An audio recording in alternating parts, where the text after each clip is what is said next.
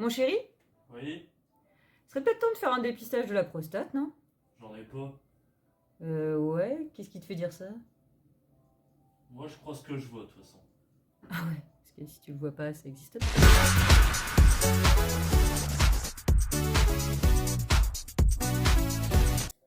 Bonjour à tous et bienvenue sur le premier podcast de Chamétiste.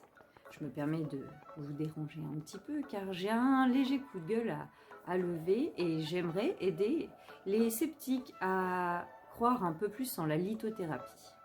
Dans cette vidéo, j'ai décidé de vous expliquer plus physiquement, plus scientifiquement ce qu'est la lithothérapie et d'utiliser le moins de termes comme la spiritualité ou la magie, comme on dit, afin que les gens qui sont terre à terre, cartésiens, puissent au moins se faire une idée logique de la lithothérapie. Commençons par une phrase du site le plus visité par les utilisateurs de Google. Pour comprendre le fonctionnement de la lithothérapie, il faut dans un premier temps reconnaître l'existence d'énergies non visibles qui nous composent et qui composent tout ce qui est manifesté. Certes, l'énergie physique n'existe pas. Elle n'est pas une matière, elle est la représentation abstraite de phénomènes physiques et réels et variés. Au final, c'est un simple outil mathématique conceptuel. Et pourtant, nous savons tous que ce n'est pas parce que nous ne voyons pas l'énergie qu'elle n'est pas présente. L'énergie, c'est la vie. L'énergie fait rouler nos voitures. L'énergie fait fonctionner notre corps, fait fonctionner les animaux, la verdure, la nature en général. C'est la base. C'est pas parce qu'on la voit pas qu'elle n'est pas présente. Sur Internet, on peut aussi trouver des choses du genre « N'oublions pas que toutes les pierres possèdent une énorme puissance, un pouvoir, une énergie originelle, naturelle et un rayonnement pur. » Sur ce point-là, évidemment, je vous arrête tout de suite puisque le sujet de cette vidéo n'est pas le plan spirituel de la lithothérapie, clairement. Je vais principalement aider les cartésiens à revenir doucement sur la pratique de la litho, la pratique physique, scientifique et les réactions que cela amène vers un corps. Les mots puissance, énergie et rayonnement ont des sens que le lecteur ne connaît pas automatiquement. Non, les pierres n'émettent pas de rayonnement, sauf éventuellement la radioactivité ou la chaleur, si c'est le cas de telle ou de telle pierre. En revanche, elles possèdent bien le même lien que nous via notre univers. Nous avons tous été créés sur les mêmes bases et sur la même planète via le Big Bang. Nous venons tous du même endroit. Tous nés à base de minéraux et de poussière d'étoiles, tout simplement. Ça, c'est de la physique, il n'y a pas d'anormalité à ça. J'en viens donc à cela. La première molécule que construit la cellule humaine lorsqu'elle se duplique est une molécule de dioxyde de silicium. Il faut savoir que le dioxyde de silicium, c'est exactement le même que nous trouvons dans le quartz, dans le cristal de roche. Il sert de moyen de transmission à l'ADN pour transmettre ces codes. Les humains en ont une quantité monumentale dans le corps. Le minéral de base, c'est ça. Et puis évidemment, au-delà de ça, n'oublions pas que nous avons besoin de minéraux au fil de notre vie pour survivre. Magnésium, calcium, etc. Le corps humain est donc un émetteur-récepteur capable de capter les éléments et les fréquences qui nous entourent au même titre que tout ce qui vit sur cette planète. Alors, sur le site La Menace terroriste, nous pouvons lire les écrits de Monsieur Pellegrin, qui est un cristallier malheureusement qui s'offusque de la lithothérapie, ce que je trouve bien triste au final. Je vais vous lire ce qu'il a écrit. J'ai mes petites feuilles pour ne pas me tromper. Les cristaux possèdent une énergie, point d'interrogation, qui fait vibrer le cristal, qui ferait vibrer par magie les éléments chimiques en commun dans notre corps, qui ferait vibrer encore par magie notre corps ou certaines parties.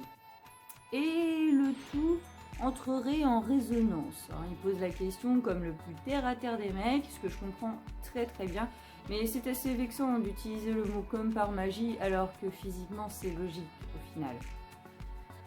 Je pense que c'est le mot vibrer qui pose problème dans ce qu'il a écrit.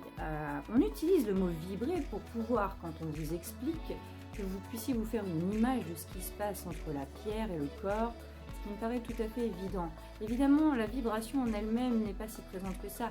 En fait, c'est l'énergie et ces ondes qui viennent se mêler à nos énergies et à nos ondes.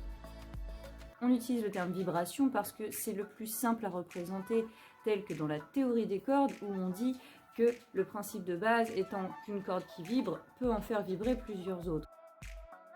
C'est exactement la même théorie. On vous le met plus simplement avec les vibrations pour que vous puissiez vous faire une image toute simple de comment ça fonctionne. Et petit clin d'œil, si la théorie des cordes s'avérait vraie, alors celle de la lithothérapie, je vous jure qu'elle serait OP. Bon, clairement, ce qui m'ennuie le plus, c'est aussi que ce soit un cristallier qui se soit plaint de ça, parce que je pense que la véritable magie des pierres, vous pourrez forcément la retrouver en allant voir un géologue. Le géologue va vous montrer sa passion, il va faire raconter des histoires à ces pierres, et vous allez en apprendre une palanquée sur toute vie sur Terre grâce aux minéraux, avec les minéraux, où vous aurez l'impression d'être dans des contes de fées. Donc au final, moi je compte quand même sur les géologues pour soutenir la lithothérapie, parce que ce sont les premiers à donner des informations intéressantes et passionnantes sur tout ce qui va être minéraux. Dans tous les cas, dans le domaine, il y aura toujours des rageux comme dans tous les domaines, que vous soyez croyant ou cartésien, tout le monde aura toujours quelque chose à dire, rien d'anormal à ça. N'oublions pas que la magie, c'est de la science et vice-versa. Plus on évolue, plus on découvre. Et d'un seul coup, ça sera plus de la magie, ça sera de la science. Et ça, on n'y peut strictement rien. En revanche, je pense que le plus important dans cette histoire, c'est de croire à votre niveau. Étudiez bien tout ce qu'on vous dit.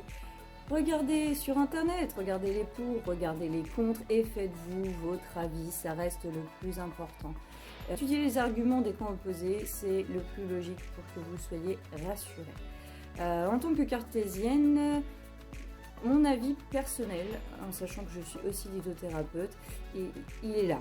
Scientifiquement, spirituellement, effet placebo ou magique, la lithothérapie, je l'ai vu soulager et apaiser des gens. C'est comme ça, point. Que ce soit dans le domaine psychologique, comme je disais, placebo ou magique, peu importe, puisque j'ai des résultats, c'est ça qui m'importe, les résultats. Donc au final, ce qu'on recherche, c'est ça, c'est le soulagement. Pas la peine d'aller plus loin, ça fonctionne. Évidemment, il faut toujours un peu de croyance, parce que si on part sur le principe que c'est un placebo, par exemple, si on n'y croit pas, eh ben, il ne se passe rien. En tout cas, l'effet placebo est utilisé dans la médecine traditionnelle très régulièrement, et ça ne les dérange pas de se faire de l'argent dessus. Donc, ça marche, c'est bien, on s'en sert. Et si c'est magique, eh ben justement, profitez de cette magie que vous ne comprenez pas, et c'est pas grave. Je n'oublierai pas de souligner le point le plus important, la lithothérapie ne soigne pas, elle soulage et elle apaise, et elle ne dispense en aucun cas de la médecine traditionnelle. Voilà, donc ce fut un grand plaisir de vous apporter les connaissances que j'ai. N'hésitez pas à vous informer auprès d'autres, que ce soit des scientifiques, des médecins ou des lithothérapeutes, des gens qui sont dans le domaine. Faites-le, c'est pas grave si les avis sont opposés, faites-vous votre avis. En attendant, je vous souhaite à tous de très bonnes fêtes. Bye bye. Ma chérie, Ouais. j'ai bien regardé sur le net, j'ai bien une prostate. Hein. Enfin, tu sais, mon chéri, il faut pas toujours croire ce qu'on lit sur le net, hein.